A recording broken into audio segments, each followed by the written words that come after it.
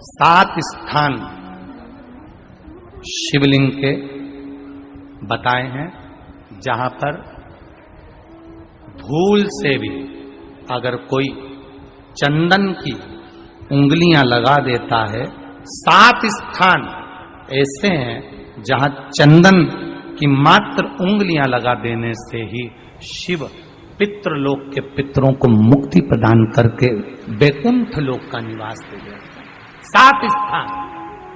तो पूज्य गुरुदेव जी ने कहा है कि शिवलिंग पर 7 ऐसे स्थान होते हैं जहां अगर आप चंदन की बिंदी लगा देते हैं तो आपकी पुरखों की मुक्ति हो जाती है और वो वैकुंठ धाम की ओर जाते हैं। स्थान जो चंदन के बताए गए हैं, पहला भगवान देवाधिदेव महादेव के शिवलिंग पर चंदन का लेपन। समझ लेना जरा बहुत अच्छे से। आपको लगता है स्वप्न में कोई मुर्दे दिख रहे हैं या कोई जल रहा है या कोई मर रहा है या कोई चला गया है, ऐसा भय लगता है। बच्चों को मानी भेजूंगी ऐसा हो जाएगा, पति को मानी भेजूंगी ऐसा हो जाएगा, कोई हमारे कोई गलत तो नहीं कर रहा है, आपको लगता है। 7 स्थान चंदन के बताएं महाराज। पहला शिवलिंग, दूसरा जहां गणेश जी का स्थान है, मालूम है ना सबको, जम के बोलो जरा, मालूम है ना सबको, जहां गणेश जी का स्थान है वहां अलग से गणेश जी बैठे, वहां नहीं।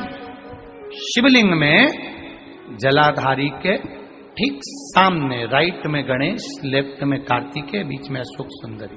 तो पहला चंदन बाबा के शिवलिंग पर, दूसरा गणेश जी पर चंदन की उंगली, तीसरा षडानंद कार्तिकेय पर चंदन की उंगली, चौथा अशोक सुंदरी पर चंदन की उंगली, पांचवा जलाधारी पर चंदन की उंगली, छठा जो शिवलिंग का जल बह रहा है इसके ठीक विपरीत की ओर चंदन की उंगली, और 7वां चंदन नंदी के मस्तक के ऊपर जो 2 सींग लगे रहते हैं उस पर चंदन की उंगली।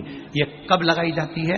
या तो अमावस्या के दिन। आपको लगता है कि हमारे पूर्वजों का उद्धार नहीं हुआ, हमारे पूर्वजों का कल्याण नहीं हुआ, कहीं अधोगति में कोई चला गया है, उसका बस एक बार, रोज नहीं जरूरत है, प्रतिदिन जरूरत ही नहीं, महीने में एक बार। तो आपको चंदन की पहली बिंदी शिवलिंग पर, दूसरी बिंदी गणेश जी पर, तीसरी बिंदी कार्तिकेय जी पर, चौथी बिंदी अशोक सुंदरी पर, पांचवी बिंदी जलाधारी पर, छठी बिंदी आपको जहां से जल बहकर जाता है उसके विपरीत तरफ, और आखिरी 7वीं बिंदी नंदी के दोनों सींगों के बीच में आपको लगाना। अगर अमावस्या के दिन भी आपने चंदन के थोड़ा सा चंदन अगर मेरे देवाधिदेव महादेव को 7 स्थान पर समर्पित किया है। अशोक यहाँ पर वर्णन कर रही है, मैना, धन्य और कला की कथा कर रही है। तीनों ने सनकादि ऋषियों से मांगा। चंदन भगवान को अति प्रिय होता है और चंदन ही एक ऐसा होता है जो पितरों को भी प्रिय होता है, जिसका स्पर्श मात्र लगने से पूर्वजों का कल्याण हो जाता है, वो चंदन है। आपको यह उपाय अमावस्या के दिन करना है जिससे आपके पुरखों की मुक्ति हो सके। हर हर महादेव, श्री शिवा नमस्तुभ्यम। हमारे इस चैनल को सब्सक्राइब कर दीजिए जिससे कि प्रदीप मिश्रा की आगे के और भी उपाय आपको जानने को मिले हैं। हर हर महादेव।